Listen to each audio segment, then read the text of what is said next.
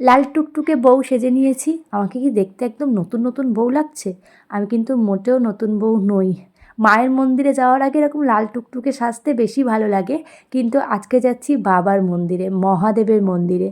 তো সেই জন্য গাড়িতে সমস্ত কিছু গুছিয়ে গাছিয়ে নিয়ে সবাই মিলে বেরিয়ে পড়েছিলাম।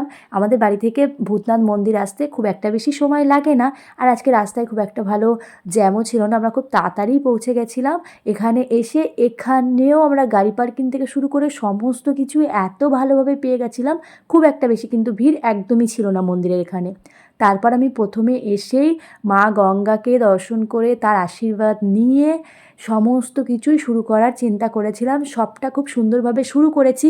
আর আমাদের সঙ্গে ছিলেন, আমার পাশে যে দাদাটাকে দেখতে পাচ্ছ, সেই দাদাটা উনি হচ্ছেন এই ভূতনাথ মন্দিরেই একজন পুরোহিত আর কি। তো আমাদেরকে প্রচুর প্রচুর প্রচুর পরিমাণে সাহায্য করেছে এই কাজটা করতে, আর সমস্ত কিছু জোগাড়ও করে দিয়েছে। তো আমরা এখানে সমস্ত কাজটা খুব ভালোভাবে মিটিয়ে তারপরে মহাদেবের পুজোর জন্য ডালা নিয়ে নিয়েছিলাম। তারপর খুব সুন্দরভাবে আমরা পুজোও দিয়েছি। আমি একটা ছবি মহাদেবের দিয়ে দেবো এখানে।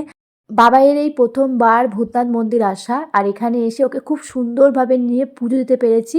ও ভগবানের আশীর্বাদের ফুল পেয়েছে, সেটা একজন ঠাকুরমশাইয়ের গলায় পরিয়ে দিয়েছে। এটা আমার খুব ভালো লেগেছে, সবই মহাদেবের কৃপাই বলতে পারো। আর এদিকে ছিল একটা পাশেই হনুমানজির মন্দির, সেখানেও পুজো দিলাম। আজকে যেহেতু মঙ্গলবার ছিল, তো সবাই এখানে খুব সুন্দরভাবে পুজো দিচ্ছিল, আমরাও দিয়ে দিলাম।